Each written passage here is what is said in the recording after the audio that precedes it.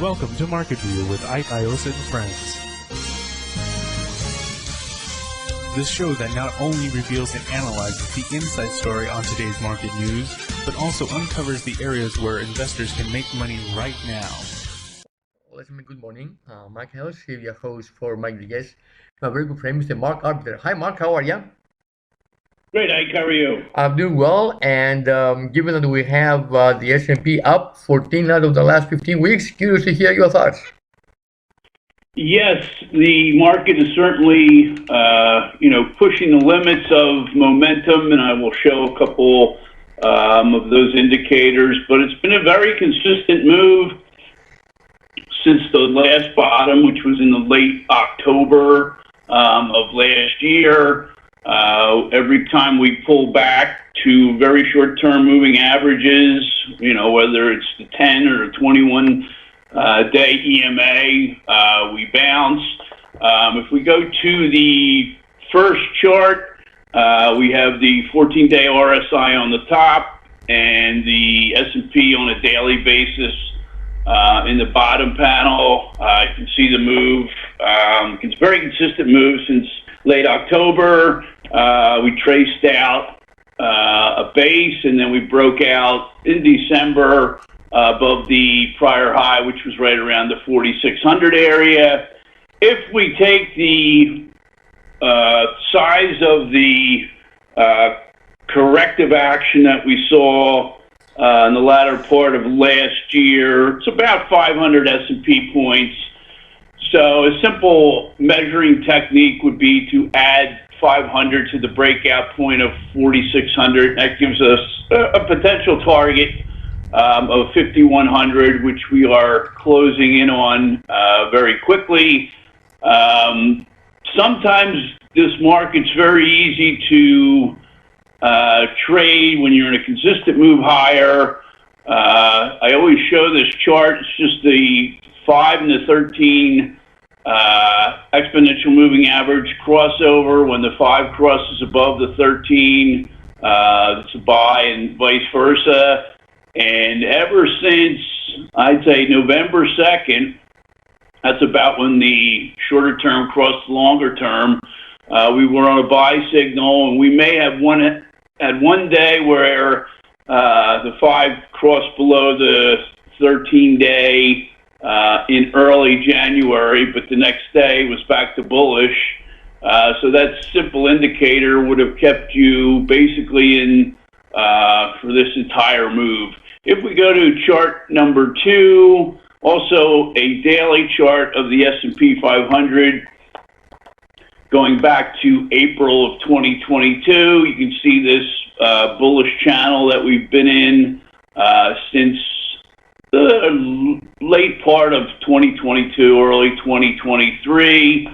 Once you get to all-time high territory, whether it's a stock or an index, it's very difficult. There is no chart resistance. Everybody sitting, even what this morning, has a profit.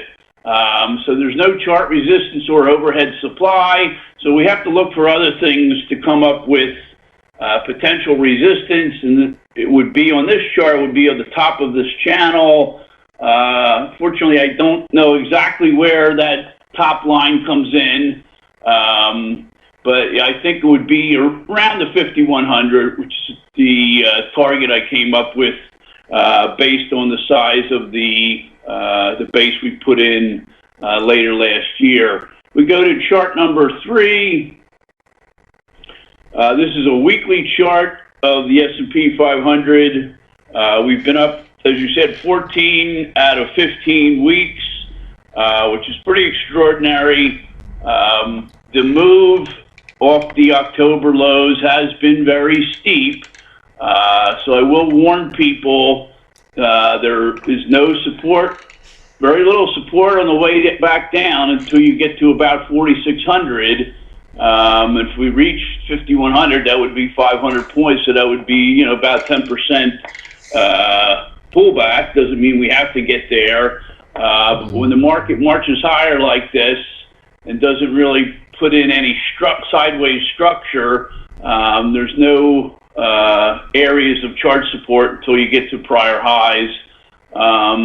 We went to a new high in weekly momentum. I was worried about some divergences with respect to daily and weekly momentum, but that has been put to rest.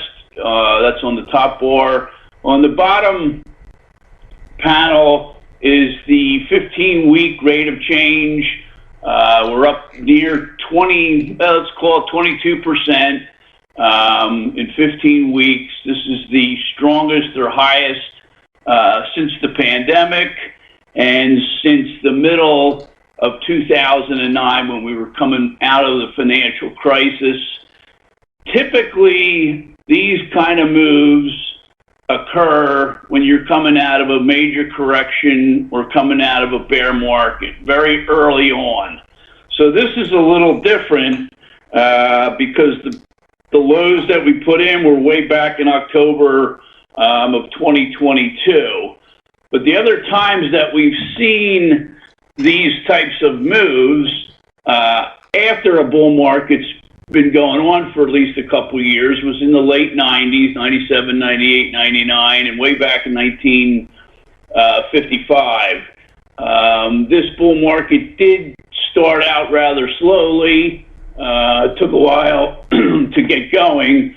So it's almost like the bull started here late last year, and I think it has surprised a lot of people.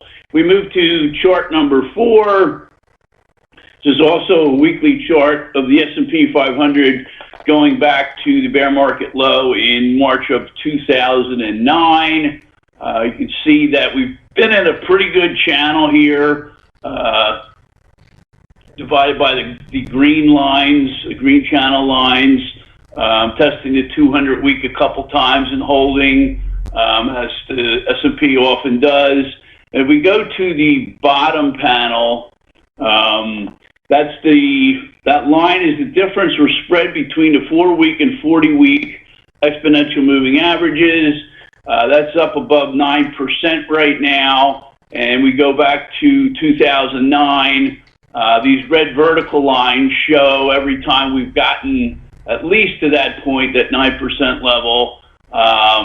Sometimes, like in 2013, the mark doesn't matter. Other times, back in 2010, 2011, in 2018, 2020, the market does see some kind of pullback or correction. So, as I've said, we are quite overbought on a momentum standpoint, and certainly probably overdue for some kind of pullback, congestion, whatever you want to call it. If we move to chart number 5, also a weekly chart of the S&P 500, we are very typically riding the upper Bollinger Band. This is very common in strong, consistent move higher. We usually stay there. If we do correct, it will be usually back to the middle band or the 20-week moving average, which is down. It'd be about 4,600, which that's the level I talked about before. And on the bottom panel is just a Shanghai trend meter up around 91, which is just shows that the trend is obviously very strong. If we move to chart number 6, this is a weekly chart, also going back to 2009, 2008.